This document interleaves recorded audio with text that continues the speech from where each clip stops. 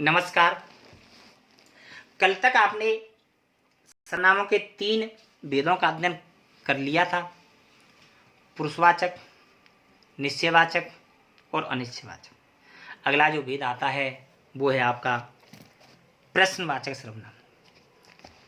देखें कि वे शब्द जिनसे किसी के प्रश्न पूछे जाने या किए जाने का बोध होता है उन्हें प्रश्नवाचक सर्वनाम कहते हैं।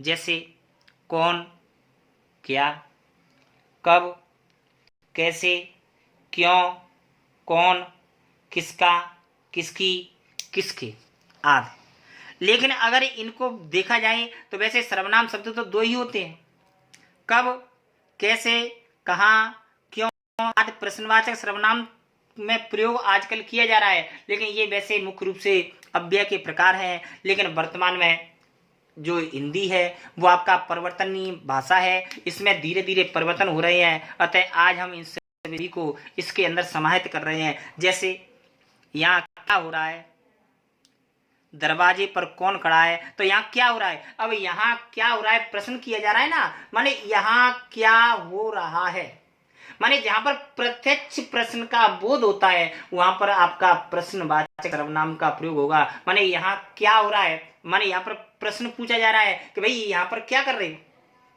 दरवाजे पर कौन खड़ा है, माने कोई व्यक्ति दरवाजे पर खड़ा है, किसी व्यक्ति से पूछा जा रहा है कि भैया दरवाजे पर कौन खड़ा है। जब दरवाजे पर कौन खड़ा है इसके बारे में पूछने पर यहाँ पर प्रश्न किया जा रहा है, और प्रश्न किसके द्वारा किया जा रहा है, कौन के द्वारा। तो जो कौन शब्द है वो किसका बोध करा रहा है, प्रश्नवाचक का बोध करा रहा है। अतः यहाँ पर कौन सा सर्वनाम होगा, प्रश्नवाचक सर्वनाम होगा। ऐसे वे क्या कर रहे हैं, जो वे क्या कर रहे हैं तो क्या शब्द प्रश्न का बोध करा रहा है। इसी प्रकार वे ये कौन लोग जा रहे हैं, माने यहाँ पर बताया जा रहा है कि ये कौन से लोग हैं जो जा रहे हैं। इसी प्रकार आपका जो वाक्य बनते हैं, जैसे आप यहाँ क्या कर रहे हो, उसे क्यों बुलाया था, वह क्यों नहीं गया, आप कैसे जाओगे, यह पेन किसका है, आप कौन है। ये सभी जो शब्द हैं वो प्रश्न का बोध करा रहे हैं। अतः यहाँ पर कौन सा होगा, प्रश्नवाचक सर्वनाम शब्द होगा। अतः जब प्रश्नवाचक सर्वनाम शब्द होगा तो इसमें कौन सा सर्वनाम होगा, प्रश्नवाचक सर्वनाम होगा। इस प्रकार आपके जो सर्वनाम है वो आपके 4 भेद हो चुके हैं। अगला जो सर्वनाम आता है वो है आपका संबंधवाचक सर्वनाम।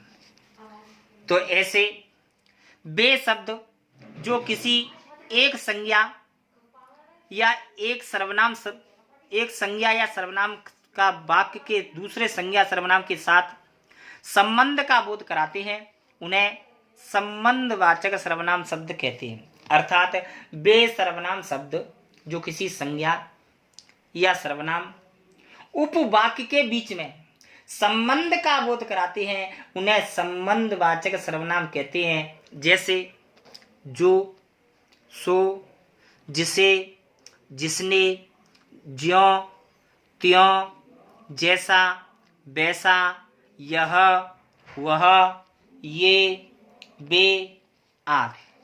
अब इसमें 2 संज्ञा होंगी या 2 सर्वनाम होंगे और उन दोनों में संबंध बताया जाएगा। जैसे उस पंखे को उतार कर लाओ जो खराब पड़ा है।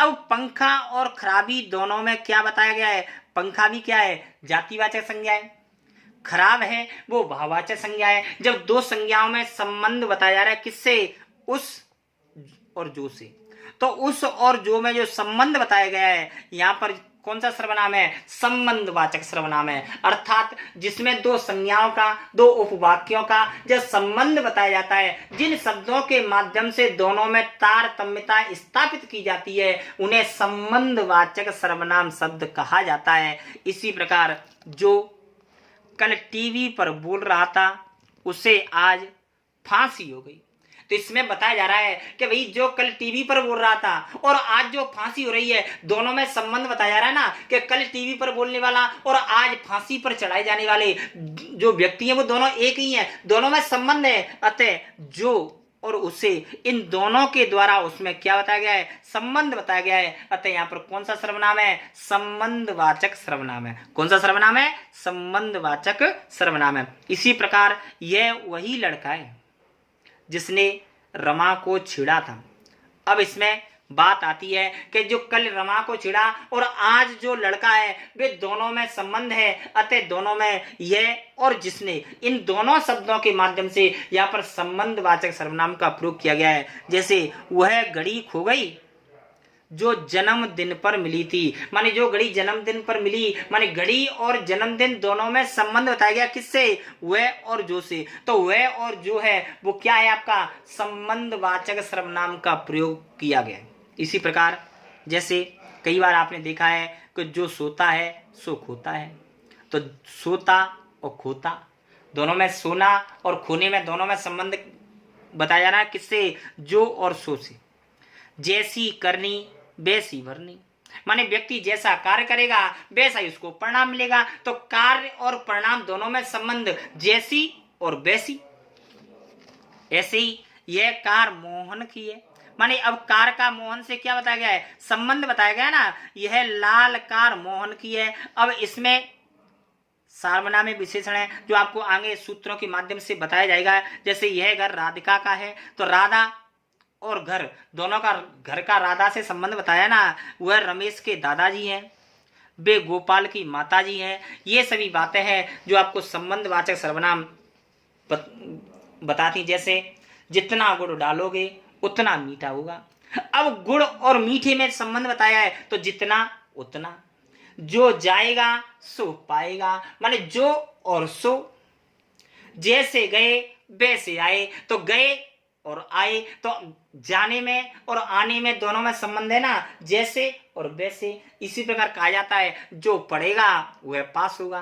तो पास होने में और पढ़ने में दोनों में संबंध बताया गया है ना। माने भाई पास कौन होगा, जो पढ़ेगा। जो नहीं पढ़ेगा वह कैसे पास होगा, तो जो और वह।